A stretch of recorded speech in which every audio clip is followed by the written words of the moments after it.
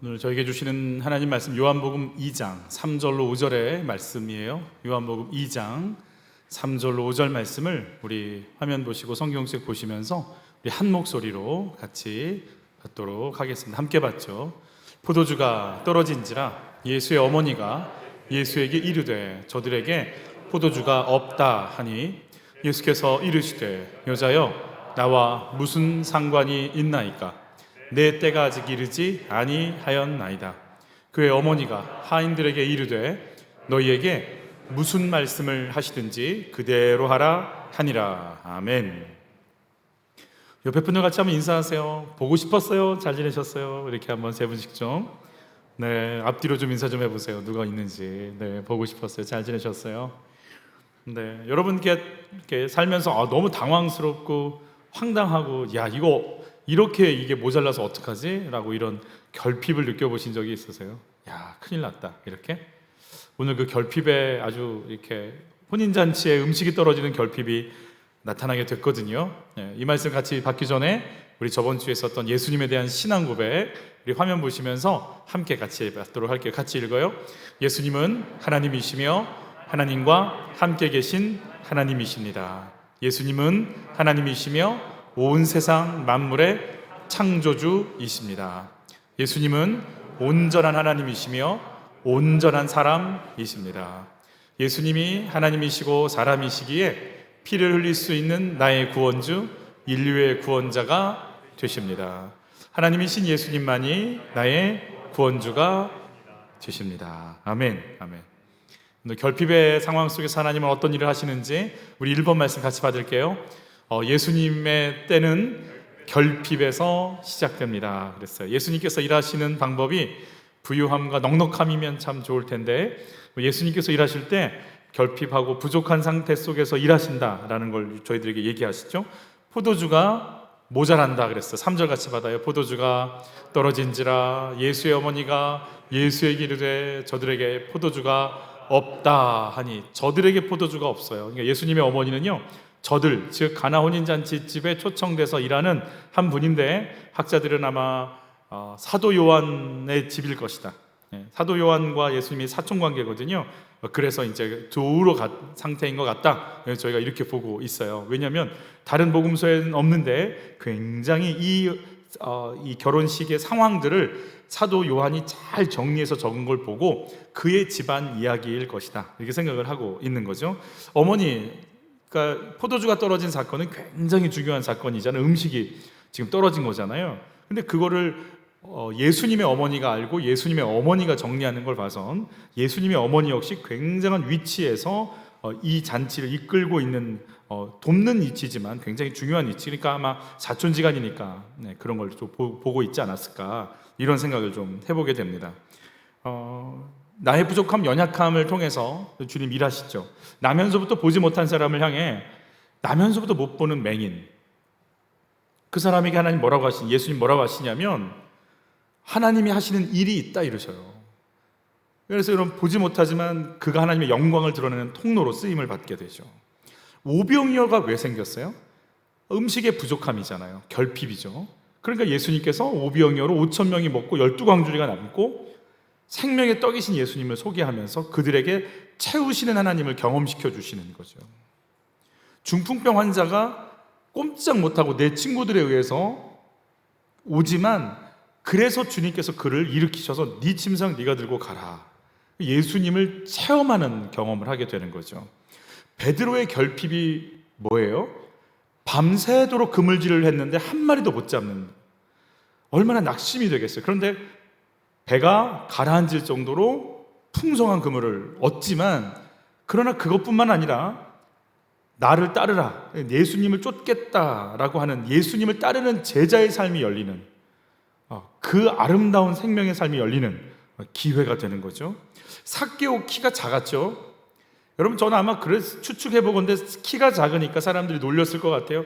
놀림 안 받으려면 힘이 있어야 돼. 힘이 있으려면 돈이 있어야 돼. 돈을 가지려면 사람들이 손 안 대는 손가락질하는 세리장이라도 그 자리에 올라가서 돈 벌면 권세가 있으면 인정해 주겠지. 그리고 같지만 사람들은 세리장이라고 또 손가락질을 여전히 하는, 그래서 마음 둘 곳 없는 키에, 장에, 마음에, 관계에 결핍을 가지고 있는 이 삭개오가 그럼 이 결핍을 어찌할꼬 하다가 내가 예수님이라도 만나야 될 것 아니겠는가라는 그 결핍을 갖고 예수님과 또 이렇게 관계를 맺게 되고, 예수님이 너의 집에 내가 오늘 유하여야 하겠다, 구원이 오늘 이 집에 임하였다, 이러시면서 예수님이 삭개오를 또 인정해 주시는 그 결핍이 예수 만나는 통로가 되는 건 아니겠어요? 우리가 등 따스고 배부르면 예수님 간절히 찾겠어요? 여러분, 그러지 않습니다. 결코 그런 집은 없습니다. 결단코 그런 사람은 없습니다. 예수님의 때가 내 안에 들어오기 위해서 배부른 사람은 없습니다. 아쉽고 결핍이 있고 허전하고 왜 이럴까, 그 상태 속에서 우리가 주님을 만나게 되는 거죠. 우물가의 여인은 어땠어요? 지금도 남편이 6명 있으면 굉장한 거잖아요. 너무 심하죠, 그죠? 헐리우드 배우들도 6명은 안 되겠다. 그 당시에 6명이니 얼마나 가십거리겠어요? 얼마나 손가락질 했겠어요? 얼마나 수군거렸겠어요? 여러분, 그 사람이 예배드리러 앉아있으면 뒤에 있는 분들이 가만히 있었겠어요? 저 사람이래. 난리겠죠. 그래서 사람들 없는 그 정오에, 그 뜨거운 대낮에 우물가에 가다가 거기서 예수님 만나시는 거 아니에요? 만나서 거기서 예수님, 내가 구세주를 만났다고 외치면서 그가 그 구원의 기쁨을 경험하고 누리지 않습니까? 우리에게 있는 그 결핍, 우리에게 있는 이 부족함이요, 생명이신 하나님 예수를 만나게끔 하는 장이 되고 통로가 되어 쓰임을 받죠. 여러분, 주의 성령께서 우리에게 있는 연약함이 내가 죽고 내가 무너지고 내가 넘어지고 내가 막히고 내가 갈 곳을 잃어버리는 삶이 아니라, 그렇기 때문에 내가 예수를 만나고, 그렇기 때문에 내가 예수님 안에 들어가고, 그렇기 때문에 그분의 인도를 받는 온전한 통로가 되는 역사가 있기를 예수님을 축복해요. 저는 20대에 우울증이 온 것 같아요. 그 당시는 우울증이라는 단어 자체가 사용되지 않을 때예요. 그거는 정말 무슨 귀부인들이나 쓰는 단어지, 근데 그래서 더 허무하고, 이렇게 살다 돈 벌다 애 낳다 죽겠지? 그런 아주 심플한 생각을 하고 다녔어요. 죽을 거 왜 살지? 신학생이 이게 뭐지? 이게 막 열심히 일하다가 그냥 죽는 게 다면 뭐하지? 그러면서 고민하는 거예요. 그러면서 주님이 아니면 왜 사나? 왜 기쁨이 없나? 왜 평안이 없나? 왜 예수 믿는데 왜 비교당하나? 왜 이렇게 살면서 왜 난 눌리나? 왜 난 또 차별하나? 차별당하는 것도 싫고 비교하는 것도 싫은데 나는 또 차별하고 비교하나? 도대체 내 속은 뭐가 들어있나? 예수를 위해 살겠다고, 예수 위해 죽겠다고 신학교에 왔지만 왜 난 행복하지 않고 기쁨이 없나? 그 말할 수 없는 결핍, 견딜 수 없는 결핍. 친구들은 제 몸을 보셔서 알겠지만, 친구들은 진짜 식권이 없어서 강당에서 기도할 때 저는 왜 인생이 이런가 싶어서 강당 가서 기도했어요. 믿음이 좋아 기도한 게 아니고 답을 얻을 데가 없으니까, 그냥 답답하니까, 비빌 언덕이 없으니까. 여러분, 우리 결핍이요 주님께로 인도합니다. 우리의 연약함이 주님 만나는 통로가 됩니다. 여러분, 주님 만나는 은혜가 있기를 예수님을 축복해요. 잔치집에 음식이 떨어졌어요. 이스라엘의 잔치는, 결혼 예식은 일주일에서 2주 정도로 하는데 모든 마을 사람들이 와서 1, 2주 동안 계속 그 집에서 밥을 먹는 거예요. 밥 먹는 데도 별로 없었을 텐데, 그러니까 어마어마한 준비를 해놔야 되는데, 그래 때는 이때다 하고 열심히 포도주를 마신 것 같아요. 이 양반들이 부어라 마셔라. 몰랐어요. 이렇게 많이 빨리 마실 줄 몰랐죠. 자, 포도주가 떨어지면 잔치가 멈추게 된다고 합니다. 결혼식 잔치가 멈추게 되면 결혼식 자체가 안 돼요. 거기는 결혼식 잔치와 함께 결혼 예식이 진행되는 결혼이기 때문에 잔치를 못 해버리는 순간 결혼 예식도 위험해지는, 그런 굉장히 이것도 아니고 저것도 아닌 정말 위험해진 상황이 되는 거죠. 마리아가 이 상황에서 예수님께 나가게 되는 겁니다. 예수님만이 이걸 좀 해결해 주실 수 있지 않을까? 이런 생각을 하고 갔겠죠. 자, 그런데 방금 저희가 예수님에 대한 신앙 고백을 했잖아요. 예수님은 태초부터 계셨던 하나님과 함께 계신 하나님, 온전한 하나님, 온전한 인간, 온전한 하나님이시면서 창조주, 이런 고백들을 했는데 마리아가 이걸 알았을까요? 여러분, 마리아가 이건 모릅니다. 그냥 마리아는 예수님에 대한 개인적인 관계들을 좀 갖고 있죠. 첫 번째는 어머니죠. 어떤 어머니예요? 결혼도 하기 전에 천사가 나타나서 뭐라고 그랬어요? 성령으로 잉태할 거라고 그랬잖아요. 마리아가 그거 받아들입니다. 여자는 아는 거 아니겠어요? 내가 남자를 만난 적도 없는데 내가 잉태하고 있는 건, 내 뱃속에서 아이가 자라고 있는 이건 정말 내 힘이 아니고 사람의 어떤 힘이 아니다라는 건 누구보다도 마리아가 잘 알고 있습니다. 이거는 나가 아니다. 이건 정말 어디서부터 됐는지 나도 모르겠다라는 거 아니에요? 그리고 동일하게 자기가 결혼할 요셉에게 천사가 찾아가서 그 너의 태어날 아이가 하나님이 보내신 아이라는 것을 알려주시고, 두 부부는 예수가 태어날 때까지 동침치 아니하였더라 해서 두 부부가 예수 맞을 준비를 합니다. 베들레헴에서 아이를 낳을 때 별을 보고 왔다는 이방인들이 황금과 유향과 몰약을 꺼내놓습니다. 천사들의 합창 소리를 듣고 목동들이 와서 경배합니다. 12살 때 예수님은요, 아버지 집에 있어야 되는 건 모르세요? 그러면서 성전에 가 있는 거예요. 너 여기 있으면 어떡하니? 얼마나 찾았는지 알아? 예수님 뭐라고 하신 줄 아세요? 내가 아버지 집에 있어야 되는 건 모르셨어요? 그 당당함. 어머니, 아버지 아실 거 아니에요. 제가 어떻게 왔는지 아시잖아요. 두 분은 아시잖아요. 내가 왜 여기 있어야 되는지 아시잖아요. 왜 모르는 척 하세요? 오히려 예수님이 당당하게 얘기하시는 그 모습. 안나와 시므온이 예수님 할례 받으러 갈 때 그 예언의 말씀을 하면서 이제 죽어도 원이 없다고 하는. 그래서 요셉과 마리아는 압니다. 아, 예수 얘는 내 아들이지만 그냥 가는 아이가 아니구나. 이 아이를 통해 하나님 뭔가 하시겠구나라는 기대를 갖고 있는 거죠.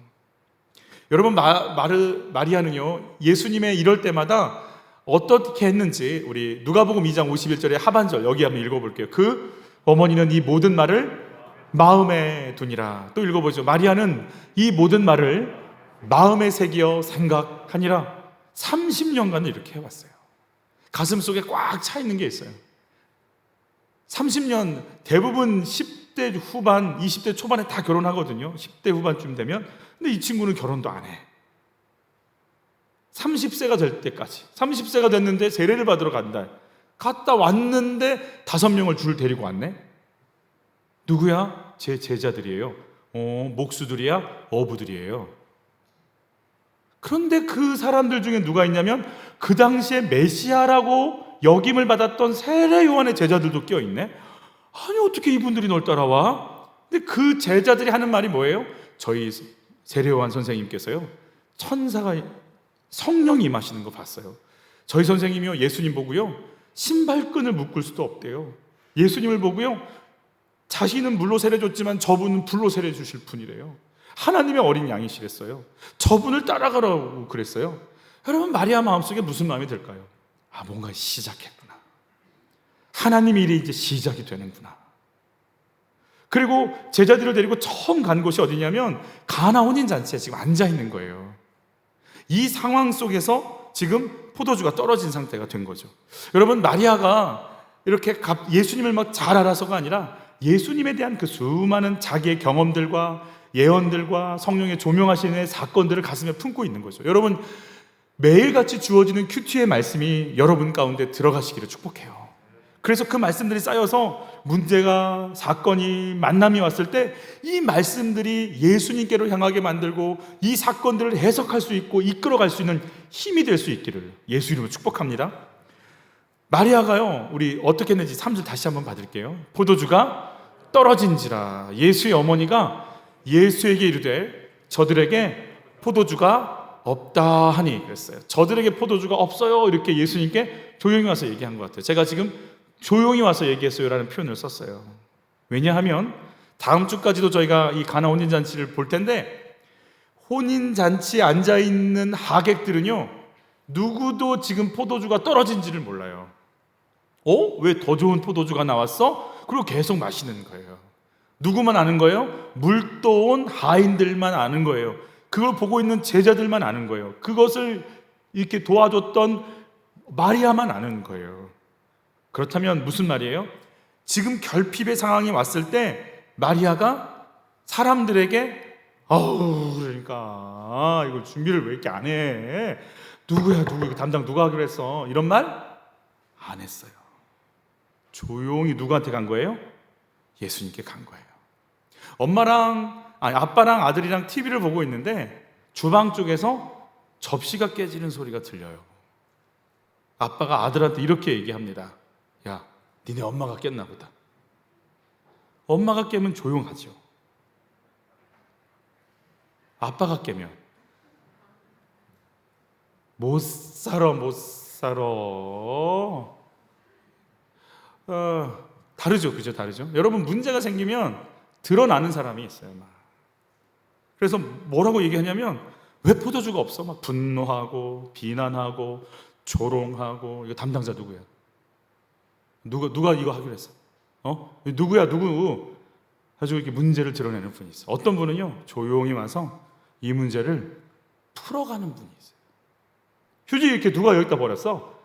이렇게 드러내는 분이 있어요. 조용히 와서 휴지를 줍고 청소하는 분이 있어요. 여러분은 어떤 스타일이세요? 예수님의 어머니는요, 조용히 일을 했어요. 제가 아는 목사님이 교회에 좀 문제가 생겨서 성도들한테 이런 문제를 놓고 기도 좀 해달라고 문자를 보내고, 예배가 다 끝난 주일날 저녁 시간에 터벅터벅 교회로 이제 향했다고 그래요. 이 문제를 어떡하나. 그러면 무거운 마음으로 왔는데, 놀랍게 교회를 들어갔는데 곳곳에 있는 권사님들이 삼삼오오 모여서 기도를 하고 계시더래요. 이 문제를 듣고 조용히 와서 기도하기 시작한, 의논이 아니고 기도하기 시작한. 하나님, 이 문제 어떡할까요? 하나님, 이 문제 어떡할까요? 목사님이 너무 감격스러웠다는 얘기를 저한테 들려준 적이 있어요. 여러분, 문제가 올 거예요. 어떻게 푸실 거예요? 담당자 누구야? 그래서 뭐가 되는데요? 그렇게 공격하고. 그래서 뭐가 나올 건데요? 저희 교회는 이제 양육을 체계화시키는 과정 속에 들어가요. 이제는 개인적으로 권유하던 시절에서 이제는 이제 세팅을 하고 나가야 될 타이밍이 됐어요. 저희 교회가 이제 그런 조직화, 체계화가 돼야 될 수밖에 없는 상황 속에 생겼어요. 이제는 뭐 이렇게 아름아름 할 수 있는 상황은 아니에요. 어떤 양육의 프로그램들은 다음 세대와 어른들의 프로그램들이 있는데, 그 프로그램들은 기존에 그대로 하면 되는 것도 있지만, 어떤 것들은 우리 교회 거화시켜서 만들어야 되는 프로그램들도 있어요. 그래서 어떤 것들은요, 우리 교회가 임상 실험에서 한국 교회에 나눠줄 수 있는 것들도 생겨요. 그러면 이 부분들은 어떨까요? 시행착오 분명히 겪을 거예요. 적응 훈련 분명히 겪게 될 거예요. 제가 정말 감사했던 건, 여기에 감당하려고 했던 몇 분이 모여서 이 의논을 했다고 하는데, 제가 들은 바로는 너무 감격스러운 말씀을 하시더라고요. 하나님께서 하신 일이니 하나님께서 어떻게 이끄실지 우리 부닥쳐 보면서 하나하나 인도를 받아보시게요. 우리 주님이 어떤 식으로 여실지 기대가 돼요. 우리 한번 해보시게요 라는 말을 하더라는 거예요. 여러분, 정말 우리 교회가 왜 갑작스럽게 하나님께서 사람들을 보내주셨는지 모르겠어요. 이해가 할 수가 없어요. 근데 하나님께서 하실 일이 있겠구나라는 생각을 하는 거예요. 그래서 조심스럽게 저희는 이 길을 가요. 우리에겐 결핍이 올 수 있고요, 우리에겐 부족함이 올 수 있고요, 우리에게는 고민이 올 수 있어요. 이때 하나하나 가슴에 품고 예수님께 향할 수 있고, 기도할 수 있고, 인도를 받을 수 있는 그 예수를 경험하는 은혜들이 교회 곳곳마다, 특별히 청년 공동체 안에 넘치시기를 예수 이름으로 축복하는 거예요. 재밌게도 마리아는요, 예수님께 나갈 때 예수님께 항아리 여기 있고요, 뭐가 채워져야 되고요, 저기 몇 리터 채워져야 되고요, 이런 말 하지 않았어요. 마리아는요, 포도주가 없다 합니다라고 사실을 그대로 예수님께 내어놓고 기다렸어요. 여러분, 하나님께 내 상태를 고백하고 그분의 처방, 그분의 치료법, 그분의 간섭을 받을 수 있는 은혜가 있기를 바라는 거죠. 지금 나의 결핍과 한계는 뭐가 있을까요? 이 결핍과 한계를 가지고 나는 어디를 향하고 있는 걸까요? 예수님께 나아갈 때 답을 정해서 나아가세요? 아니면 예수님 하실 일을 기대하면서 그분이 하실 것을 기다리고 계시는 그런 분이세요?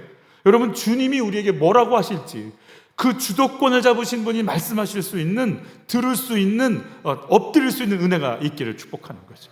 나는 문제를 풀어가는 사람이에요? 아니면 문제만 부각시키는 사람이 될까요? 2번이에요. 같이 읽죠. 예수님의 거절 속에 나의 자리를 찾아야 합니다. 예수님 거절하십니다. 뭐라고 거절하시는지 우리 4절 같이 봤습니다. 예수께서 이르시되 여자여 나와 무슨 상관이 있나이까? 내 때가 아직 이르지 아니하였나이다. 그랬어요. 성경을 읽으니까 이게 멋있게 보이지. 예를 들어서 청년 공동체가 이렇게 하고 있는데 우리 목장이 아니고 다른 목장, 우리 목장 행사 뭐 하고 있는데 저쪽 다른 목장 사람들한테 부탁하는 거지. 우리 목장 이거 하는데 좀 도와줘. 그러면 저쪽 목장에 있던 목자가 이렇게 얘기하는 겁니다. 나랑 무슨 상관이 있느냐? 그럼 뭐라고 하시겠어요? 이제 너랑 다시는 안 봐. 아니 이게 성경에 있으니까 멋있게 보이지. 도와달라고 실컷 했는데 아니 못 도와주면 위로라도 해주든가. 아우 참 어떡하니? 아이고 어떡하니? 이렇게라도 해주든가. 아니야 어떻게 말을 이렇게 할 수 있죠?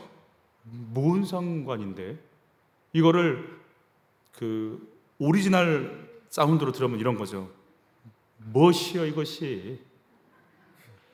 몰라. 네 일 네가 해. 거부하는 거 아니겠어요? 이게 뭐예요 이게? 그럼 그 받아들이는 사람은 뭐가 되는 거예요? 얼마나 창피해. 그것도 어머니가 한 거잖아요. 아들이 어떻게 어머니한테 이렇게 또 쌀쌀맞게 할 수 있죠? 참 고민이 되는 문제예요. 예수님 풀어놓으면 이런 거예요. 내가 거기에 무슨 관계가 있습니까? 무슨 관계가 있습니까? 여러분 신앙은요 관계입니다. 하나님과 나와의 관계를 뭐라고 표현하냐면 신앙이라고 표현하는 거예요. 남자와 여자의 관계를 사랑으로 우리가 표현하는 거 아니겠어요? 형제 간의 관계를 우애라고 표현하는 거 아니겠냔 말이에요. 하나님과 나와의 관계예요. 근데 여러분 한 가지 놓치지 않아야 될 건 요한복음은 누구로 오신 예수님을 이야기한다고 했죠? 하나님으로 오신 예수님을 이야기한다고 했거든요. 지금 여기 계신 분은요 내 아들 예수가 아니에요. 공생애를 시작한 성자 하나님이세요. 이 세상을 창조한 포도주가 없는 게 아니라 포도라는 것을 무에서 유로 포도라는 걸 만들어 버리신 분이세요. 사람의 생명과 육체의 삶과 장기들을 만든 분이세요. 하늘과 땅을 만든 분이세요. 온 인류 법칙과 보이지 않는 모든 걸 창조해서 거기 앉아 계신 분이세요. 그분이 하시는 말씀이세요. 하나님인 나와 무슨 상관이 있느냐라고 했어요. 어머니, 당신은 지금 나를 아들로 보고 말씀하십니까? 어머니, 내가 온 세상 포도를 처음부터 만든 내가 창조주인 걸 모르시죠? 어머니는 포도에만 집중하시는군요. 나는 이제 본격적으로 성자 하나님의 사역을 시작하려고 지금 여기 앉아 있는 걸 어머니도 모르시고 여기에 있는 모든 자들도 알지 못하는군요. 어머니, 저의 답답함은 여기 있습니다. 누가 제 답답함을 알까요? 내가 지금 여기서 뭘 하고 싶은지 아는 자가 단 한 명이라도 있을까요? 그런 마음으로 지금 이야기를 하고 있는 거죠. 예수님의 때, 내 때가 아닙니다 이렇게 얘기했어요. 마치 예수님의 때가 아니면 예수님 일하실 때가 아닌가 보다 생각할 수 있겠지만 예수님은 지금 세례 받으시고 본격적인 공생애를 시작하셨기 때문에 예수님의 때는 열려 있습니다. 그런데 예수님의 때가 왔지만 그 때가 나의 때가 되는 건 간격이 있다라고 생각할 수 있어요. 우리 마지막 셋째 줄만 다시 한번 읽어볼게요. 같이 읽죠. 내 때가 아직 이르지 아니하였나이다. 내 때가 아직 오긴 오는데 아직. 이건 무슨 말이에요? 어머니, 뭔가 채워야 될 것 같아요. 이미 이루어졌지만 아직 오지 않은 요 상태가 있어요. 이것 지금 채워야 내 때가 이 혼인식 안에, 이 결핍 안에 들어올 수 있어요 라는 말을 하는 거죠. 마리아는요 이걸 무시당했다, 거절당했다로 알아듣는 게 아니라 그 아직을 원하는구나 라는 것을 이제 알아들었어요. 예수님께서 2000년 전에 십자가에서 물과 피를 흘려서 세상 죄를 짊어지고 죽으셨어요. 그러나 예수님의 구원의 역사가 모든 자들에게 임하려면 뭔가가 필요해요. 그 뭔가가 뭘까요? 예수님이 십자가 지고 죽으셨다고 우리가 다 구원받는 건 아니잖아요. 그 구원을 내 것으로 가져와야 하는 고백과 믿음의 단계가 필요하다는 것을 마리아가 지금 알아듣고 있는 거예요. 내 때가 아닙니다. 여러분, 성경에 보면 인자, son of man이라고 하는 단어가 등장합니다. son of man, 사람의 아들이에요. 하나님이신데 육체를 입고 오신 그분의 사역에 대해서 얘기할 때 인자가 온 것은, 즉 하나님이 육신을 갖고 온 것은 이라고 이야기하는 장면들이 좀 있어요. 근데 물론 son of man 앞에 뭐가 붙냐면 더가 붙어요. 유일한 아들인 거죠. 유일한 하나님의 사람의 아들인 거죠. 우리 뭐라고 좀 되어 있는지 같이 한번 읽어볼게요. 같이 읽죠. 인자가 온 것은 섬김을 받으려 함이 아니라 도리어 섬기려 하고 자기 목숨을 많은 사람의 대속물로 주려 함이니라. 목숨을 십자가에서 물과 피를 흘릴 그 사명 갖고 지금 여기 왔다라는 거예요. 또 읽어보죠. 인자가 온 것은 잃어버린 자를 찾아 구원하려 함이다. 구원에 관심을 갖고 계세요. 그게 예수님의 관심사예요. 또 있죠. 나는 의인을 부르러 온 것이 아니요 죄인을 부르러 왔노라 하시니라. 그래서 죄인들이 내가 죄인인 걸 알고 2절에 어찌할까요? 애통해하는 마음으로 나에게 어떻게 옳게 할 수 있을까를 고민하시고 답답해하시는 하나님 마음이 있는 거예요. 또 있죠. 내가 온 것은 양으로 생명을 얻게 하고 더 풍성히 얻게 하려는 것이라. 더 풍성한 생명을 주는 데 관심이 있어요. 우리는 오늘 주식이 올라가는 데 관심이 있고, 이번에 승진하고 대학에 들어가고 좋은 곳에 취직하고 결혼하는 것에 관심이 있어요. 그러나 주님의 관심은 생명을 주는 데 관심이 있어요. 우리가 이번에 주식이 오르잖아요. 이번에 산 땅이 오르잖아요. 그래서 승진하잖아요. 우리가 상상 못할 금액을 받게 되잖아요. 주님이 염려하시는 거예요. 너 믿음 떠날걸? 네 남편 바람 필 수 있을걸? 그 돈 가지고 그렇게 살 수 있을까? 주님의 관심은 생명에 있거든요. 예수를 모르지만 그래도 우리 아들 거기 대학에 합격해서 시켜주시고 기도하지만 주님은 그걸 보시는 거거든요. 네 아들이 그 대학 가서 잘 나가면 아예 믿음도 사라질걸? 나한테 지금 기도는 하지만 정말 이게 구원과 생명에 관련돼서 네가 그 마음을 가지고 있을까?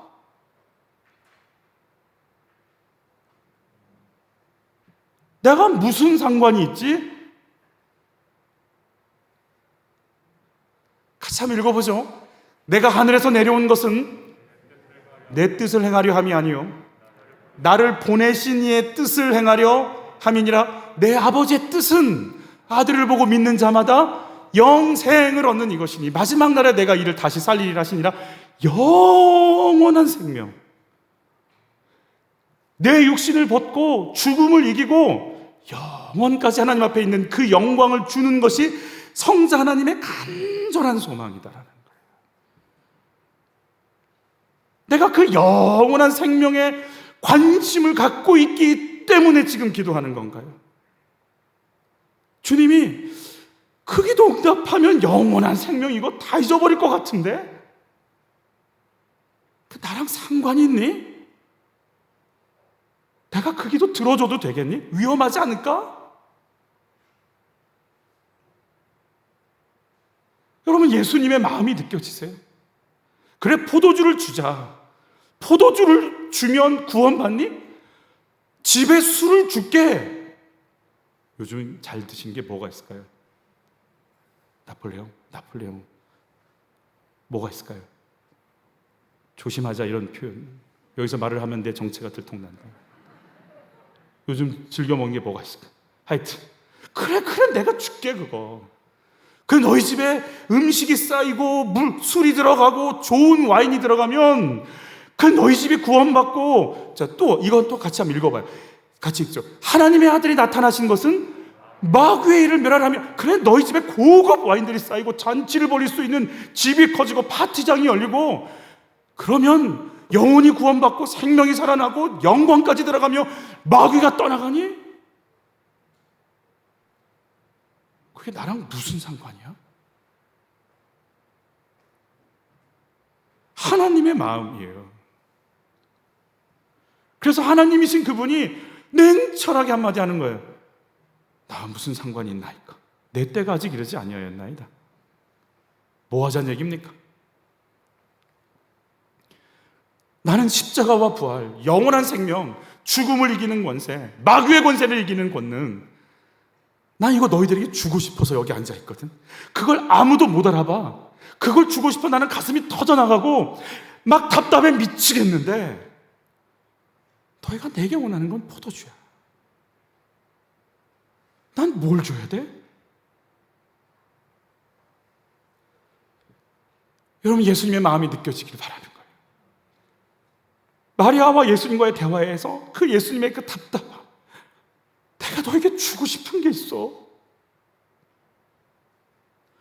우리 여호수아서를 잠깐 본데, 아브라함 때 이미 가나안 땅을 주겠다 약속하셨고, 모세에게 또 언약하셨고, 그래서 그 언약을 품고 가나안 땅에 들어가는 여호수아, 그래서 가나안 땅 첫 번째의 전쟁인 여리고 전쟁 앞에 여호수아가 하나님의 군대 대장을 만나는 장면이에요. 같이 읽어볼게요. 여호수아가 여리고에 가까이 이르렀을 때에 눈을 들어본즉 한 사람이 칼을 빼어 손에 들고 마주 서 있는지라. 여호수아가 나아가서 그에게 묻되 너는 우리를 위하느냐 우리의 적들을 위하느냐 하니 그가 이르되 아니라 난 여호와의 군대 대장으로 지금 왔느니라 하는지라. 여호수아가 얼굴을 땅에 대고 엎드려 절하고 그에게 이르되 주여 종에게 무슨 말씀을 하려 하시나이까.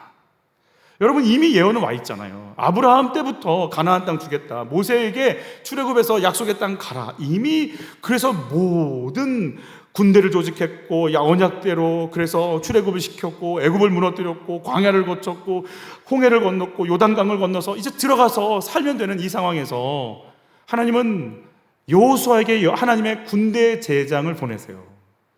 여호수아가 보고 무장을 하고 있으니까 전쟁 중에 너는 우리 편이냐 저쪽 편이냐 물었어요. 그래서 여호와의 군대 대장이 하는 말이 뭐라고 하냐면 아니라 이렇게 표현해요. 우리 그 부분을 좀 볼게요. 여기 한번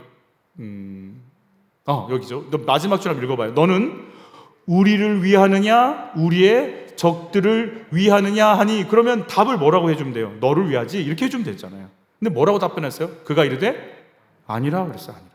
그것도 아니고 이것도 아니야. 누구 편도 아니야. 나는 누구의 군대 대장으로 왔어요? 여호와의 군대 대장으로 왔었죠. 누구 명령 듣는 사람이에요? 여호와의 명령 듣는 자예요. 이게 무슨 말인지 아세요? 너희들이 그 말씀을 들으면 도울 거고 그 말씀 버리면 니들 칠 거야, 이 말이에요. 결국은 여호와의 말씀을 품고 간 이스라엘이 가나안 땅을 차지하지만 말씀을 뒤에 버려버리니까 이들은 아수르와 바벨론으로 쫓겨가 버려요. 여러분, 말씀을 붙잡느냐 붙잡지 않느냐의 차이로 하나님 돕고 안 돕고는 결정돼요. 너 누구 편이야? 난 누구 편도 아니야. 난 여호와의 군대 대장으로 왔어. 너희들이 여호와 편에 서 있으면 도울 거고 여호와 편에 서 있지 않으면 나는 너를 칠 거야, 이 말이에요. 그러자 여호수아가 얼굴을 어떻게 됐다고요? 땅에 대고 엎드려 절하고 그에게 뭐라고 해요? 같이 읽죠. 내 주여 종에게 무슨 말씀을 하려 하시나이까. 이 여호수아가 뭐 하는 거죠? 이제 하나님의 군대 대장이 왔으면 하나님이 하시는 일을 듣겠습니다. 내가 아닙니다. 당신이 하시는 겁니다. 자, 여호수아의 연약함이 뭐가 있죠? 여호수아서 1장을 보면 하나님과 여호수아와 대화하면서 굉장히 여린 여호수아의 모습을 보죠. 그래서 너는 강하고 담대하라, 두려워하지 말라, 내가 너와 함께한다, 모세와 함께 했던 것 같이 내가 너와 함께 하겠다라는 말을 4번씩 반복하세요. 그러니까 얼마나 여호수아가 떠는지 알 수 있는지 못해요. 왠 줄 아세요? 내가 이 싸움을 싸운다라는 생각을 갖고 있습니다. 두려운 거예요. 초기에 오셔서 그러는 거예요. 내가 왔어. 이 전쟁은 내가 진두지휘해. 네가 대장 아니고 내가 대장이야. 이 싸움은 네 싸움이 아니고 내 싸움이야. 내 때야. 네가 내 말을 들으면 이 전쟁은 내 시간이야. 내 문제야. 여호수아야, 네 거 아니야, 내 거야. 내가 이끌어갈 거야. 어떡할 거야? 여호수아가 말씀하소서 그러는 거예요.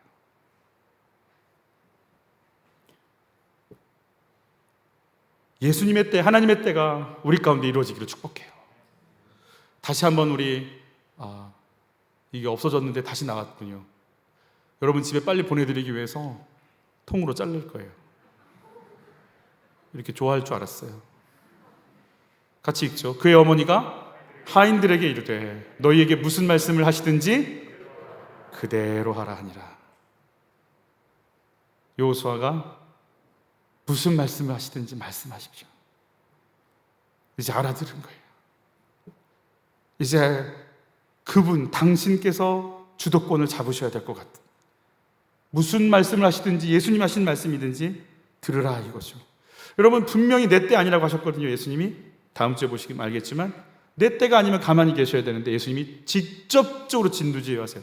도랑아리에다 물 채워 그거 떠다 줘, 하객들에게 다 줘, 막 이러면서 하나하나를 이끌어 나가시는 모습 보이는 거죠. 모세골을 만드신 임영수 목사님 혹시 아시는지 모르겠어요. 임영수 목사님의 아주 오래전 일이에요. 오래전 일.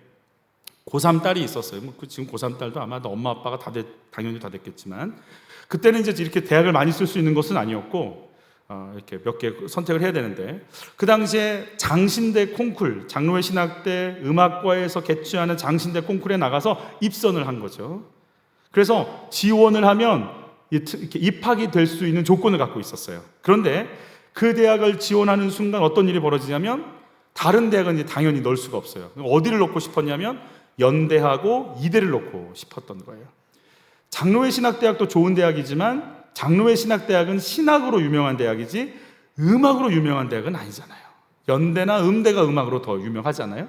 고민이 된 거예요. 실력은 있어도 그날의 컨디션에 따라서 어떻게 될지 모르고. 그래서 이제 고민하면서 엄마 아빠가 기도에 들어갔어요. 어느 학교를 집어넣어야 될까? 원서 접수 마지막 하루 남겨진 그날 사모님이 급하게 목사님께 전화를 한 거예요. 목사님 여보 왜? 응답이 왔어요.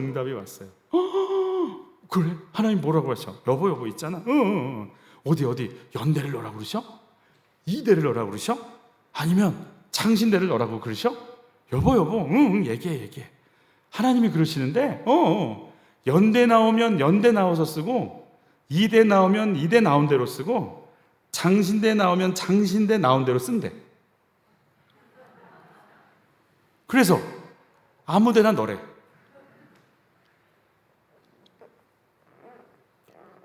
우리는 어디 갔냐가 중요해요. 주님은 나는 모르겠고 난 영원까지 너희를 쓸 거야. 영원까지 쓸 거야. 너희 떠나지 않을 거야. 사람들의 기준 아니야. 내가 너희 아이를 쓸 거야. 영원까지 쓸 거야. 내가 인도해 나갈 거야. 새롭게 소서에 박상원 선교사님이 나왔던 기록이 있었어요. 남편이 독일 유학을 갔는데 이분이 가서 은혜를 받아갖고 독일 유학을 해서 한국에 돌아와서 고위공직자가 돼야 되는데 신학을 해버렸네. 그리고 거기서 선교사로 갔는데 어디로 갔냐면 하필이면 아프리카로 갔네. 그래서 고생 끝나서 독일로 부르든지 미국으로 부르든지 한국 가서 살든지 할 줄 알았더니 여보 여기가 아프리카야 알프스야 이러면서 막 뭐라고 해서 갔더니 진짜 아프리카에 갔는데 광야네.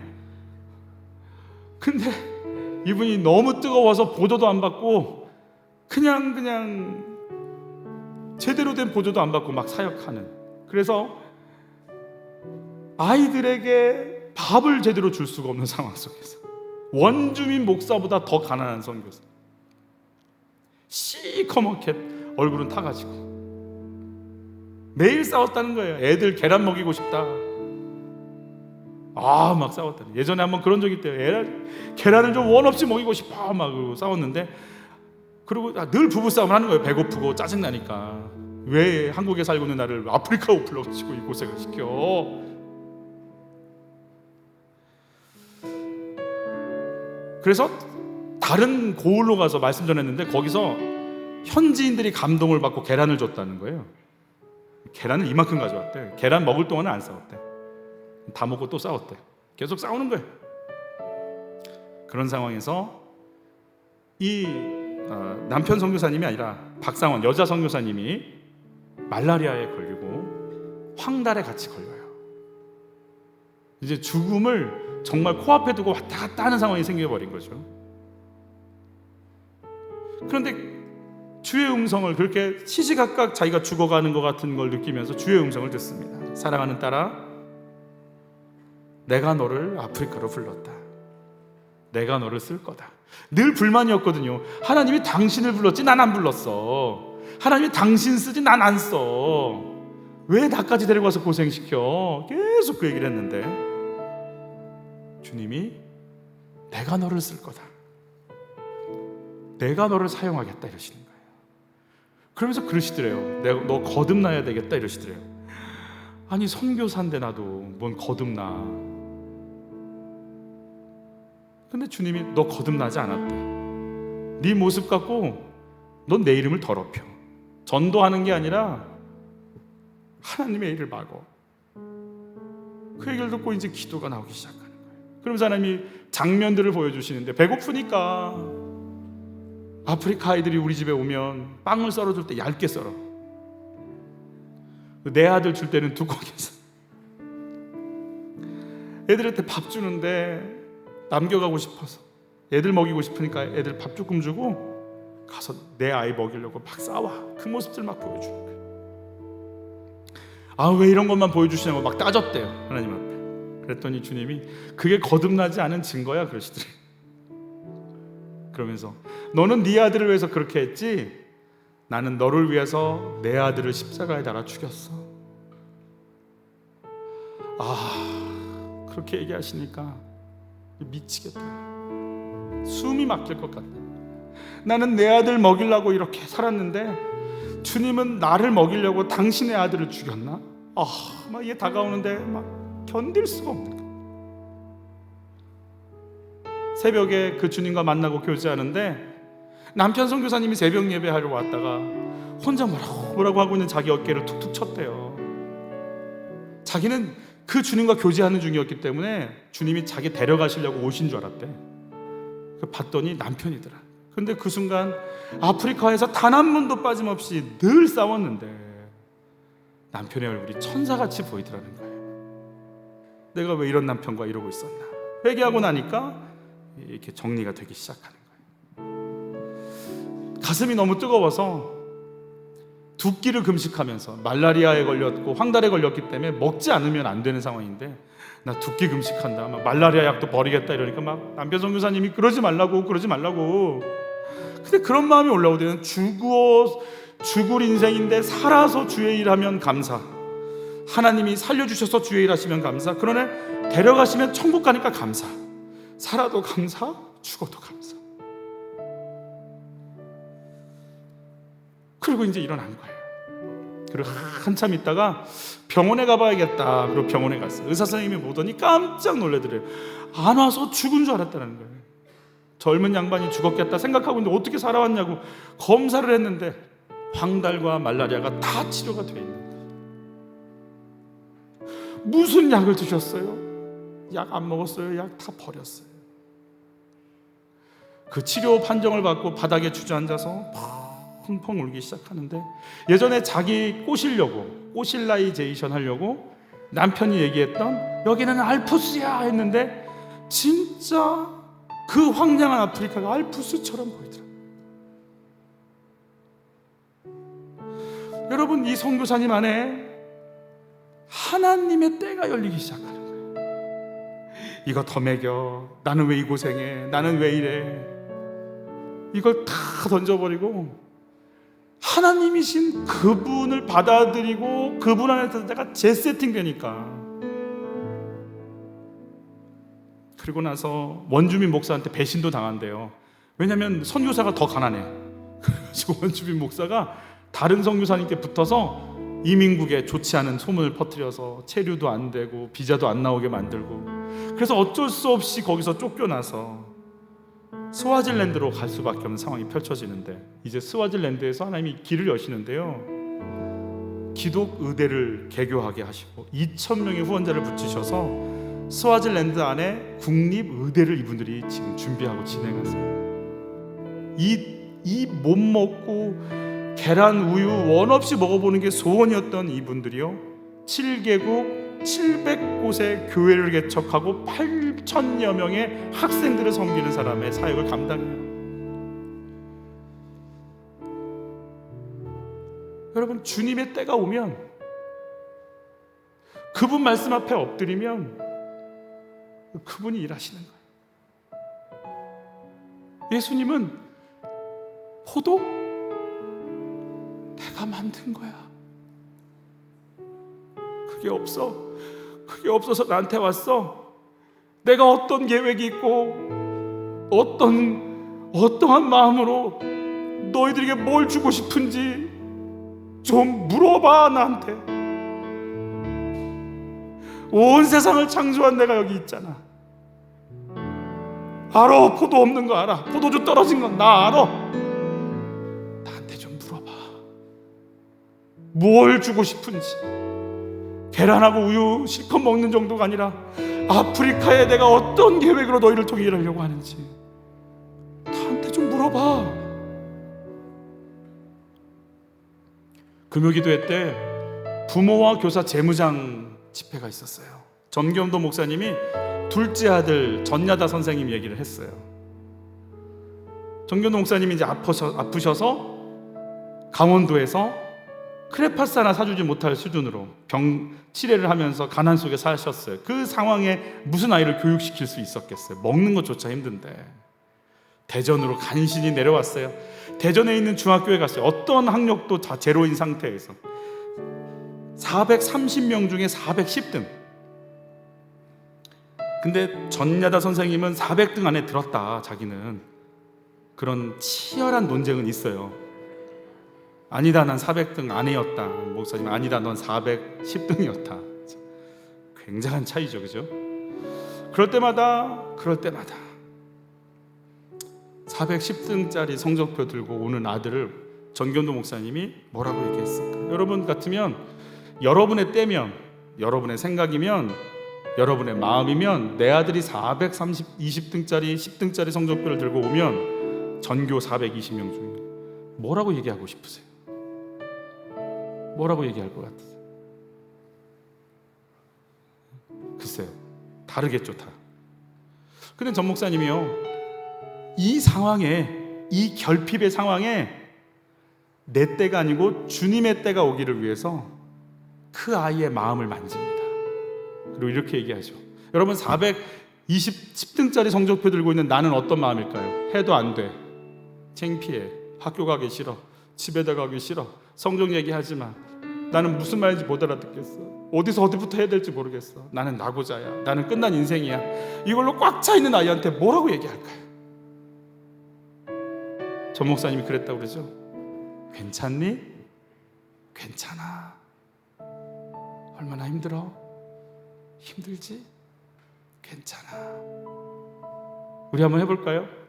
이게 안 써본 단어일 거예요. 스와질리어라 생각하고 해보세요. 평생 안 써봤을 것 같으니까 언어 해보는 거. 자, 해보세요. 괜찮니? 괜찮아. 비웃듯 하지 말고, 야, 괜찮아.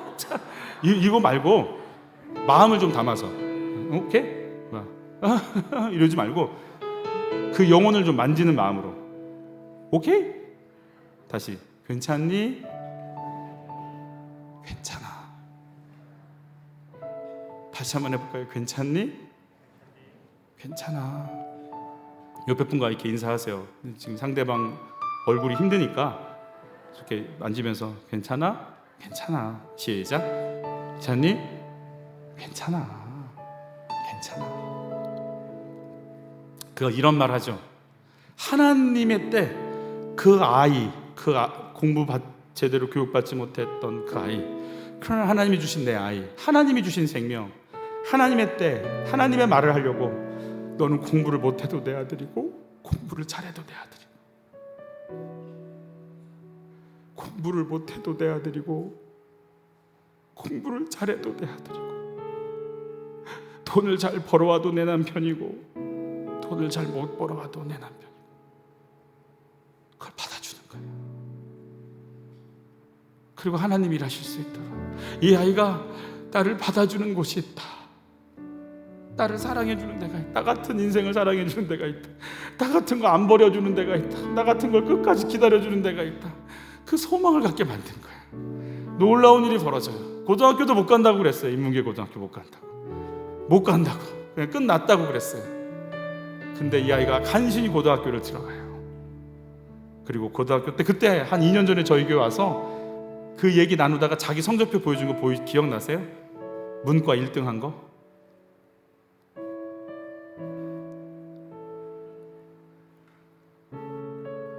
감동도 없군요. 1등 뭐 그런 거 이런 뭐 그런 표정인데, 알았어요. 살짝 교만하시군요. 네. 이 친구가 고등학교 때 전교 1등 하면서 교육감상을 받아요. 대학에 가서 총장상을 받아요. 대학원 때 최우수상을 받아요. 근데 이렇게 얘기하세요. 1등에서 내 아들이 아니고 공부를 잘해도 내 아들이고 공부를 못해도 내 아들이고. 여러분, 언제 하나님의 때가 올까요? 여호수아가 엎드려 말씀하소서 듣겠나이다. 마리아가 뭐라고 얘기한다고요? 무슨 말씀을 하시든지 그대로 하라. 내 생각 집어넣지 않는, 내 거 판단 집어넣지 않는 거예요. 그분이 나를 통해 일하실 수 있도록, 그분이 일을 진행하실 수 있도록. 내 새끼 밥도 챙겨준 걸 뛰어넘어서 이제 죽어도 천국 가니까 감사, 살아서 사역할 수 있어서 감사라고 하나님의 시간으로, 관점으로 바뀌는 순간, 이제 그때는 하나님의 구원 역사가 나를 통해 펼쳐지는 하나님의 때가 되는 거예요. 전여다 선생님이 아이들을 만나요. 그리고 아이들한테 이렇게 얘기하는 거예요. 넌 나보다 나아. 난 너보다 더했어. 여러분, 우리에게 하나님의 때가 오기를 바라는 거예요. 무슨 말씀을 하시든지 거기 내 생각 집어넣지 않고 받아들이겠나이다. 여러분은 포도주에 관심이 있으세요? 하나님의 소원에 관심이 있으세요? 내 소원을 이루기 위해서 예수님이 존재할까요? 예수님의 소원을 이루기 위해 내가 존재할까요? 나의 시간은 인간적인 시간과 방법이 열리는 시간, 하나님의 때가 열리는 시간인가요? 우리 찬양하면서 우리 마음을 좀 고백하는 시간 갖도록 하겠습니다. 예수 우리 왕이여, 이곳에 오셔서, 이곳에 오셔서 우리가 왕께 드리니 영광을 받아 주소서. 우리는 주님의 백성, 주님을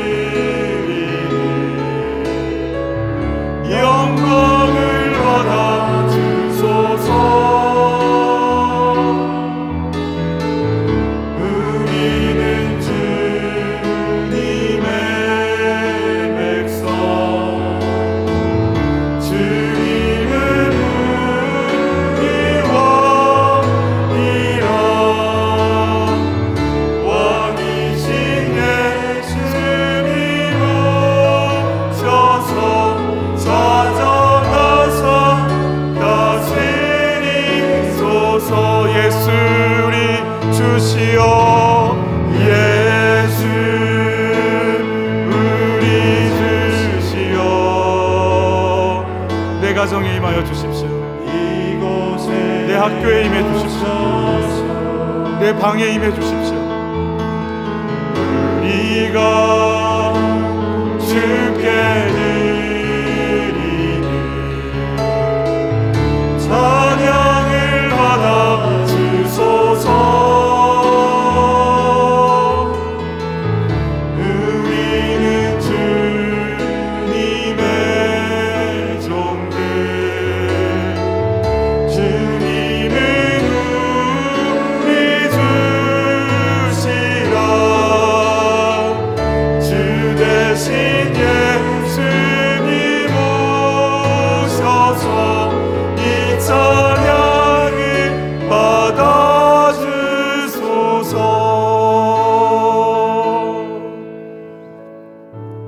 기도할 때 하나님의 때가 저한테 이루어질 수 있도록, 하나님, 나의 생각으로 차워져 있는 것들을 멈출 수 있는 힘을 주십시오. 무슨 말씀을 하시든지 듣겠나이다. 그래서 당신께서 나를 다스리고 하나님의 수준, 하나님의 영광으로 나에게 임하셔서 당신 수준으로 나를 쓰실 수 있도록 제가 당신의 음성을 듣기를 원합니다. 말씀 앞에 납작 엎드릴 수 있는 힘도 주시고 내 생각을 뛰어넘을 수 있고 절제시킬 수 있는 능력도 주시고, 주의 말씀 듣기 원하오니 주여 내 귀를, 내 마음을 열어 주시옵소서. 주의 성령이여 나에게 말씀하여 주옵소서. 우리 주여 한번 외치고 하나님의 때를 구하면서 나가겠습니다. 주여, 사랑하는 아버지, 당신께 묻겠습니다. 주의 음성을 듣겠습니다.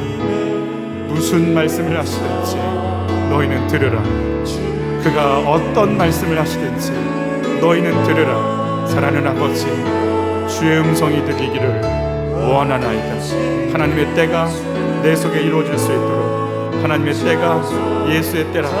너는 나와 상관이 있다. 영혼을 구원하느냐, 치유를 시작했느냐, 하나님의 나라를 구하느냐, 너는 나와 관계가 있느니라. 너의 싸움은 나의 싸움이라. 너의 기도는 나의 기도라. 네가 있는 그 현장은 나의 땅이라. 네가 만나는 그 사람은 나의 일이라. 나의 일이라. 나의 전쟁이라. 내가 하리라.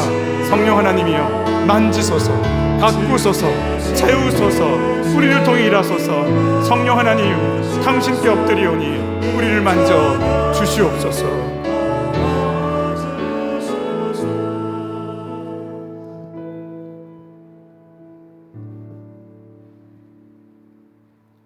우리 가슴 속에 오셔서 구원을, 풍성한 생명을, 사단의 권세를 멸하는 역사를, 단 한 명도 빼놓지 않고 다시 살려내는 부활의 능력을, 정확하게 십자가를 지고 죽으시기 원하시는 그 십자가와 죽음과 부활의 역사를 이 땅 가운데 펼치시기 원하시는 인자 예수 그리스도. 하나님, 나의 뜻과 맞구나. 나의 뜻과 맞구나. 너는 지금 나의 뜻과 맞구나. 하나님, 당신의 뜻과 맞기를 원합니다. 당신의 소원과 하나 되기 원합니다. 내 기도를 듣고 너는 내 기도를 하는구나. 너는 지금 내 기도를 하는구나. 나다나엘에게 하셨던 너는 간사함이 없구나. 너는 참 이스라엘 사람이구나. 하나님, 가르쳐주세요. 나와 무슨 상관이 있나이까? 나의 때가 임하지 아니하였나이다. 주여, 하나님의 때를 놓고 엎드릴 수 있는 지혜를 주시옵소서. 하나님의 때를 받아들일 수 있는 엎드림을 주시옵소서. 무슨 말씀을 하시든지 그대로 하라. 하나님, 내 생각 밀어내고 주의 말씀이 내 속에 자리 잡을 수 있도록 한 주간 큐티를 놓치지 말게 하소서. 말씀이 생각나고 기억나는 은혜를 부어 주시옵소서. 그 말씀이 내 가슴 속에 들어와서 방망이질하고, 그 말씀이 내 속에 들어와서 견딜 수 없고, 그 말씀이 내 속에 들어와서 성자 하나님의 역사를, 이 육신을 뚫고 내 시간을 뚫고 환경을 뚫고 드러나는 당신의 영광을 경험케 하여 주시옵소서. 하나님, 우리를 쓰시옵소서. 귀한 예물을 드립니다. 물질의 결핍이 있습니다. 자녀의 결핍이 있습니다. 건강의 결핍이 있습니다. 이를 향해 하나님 앞에 엎드릴 때 모든 만물의 근원 되신 예수를 경험하게 하시고, 내가 채우마 더 좋은 포도주로, 더 기쁜 축제로 내가 인도하마 하시는 그 하나님 앞에 우리가 엎드릴 수 있도록 우리의 결핍 속에 오셔서 채워주시는 역사 있게 하옵소서. 예수님의 이름으로 기도하옵나이다. 아멘.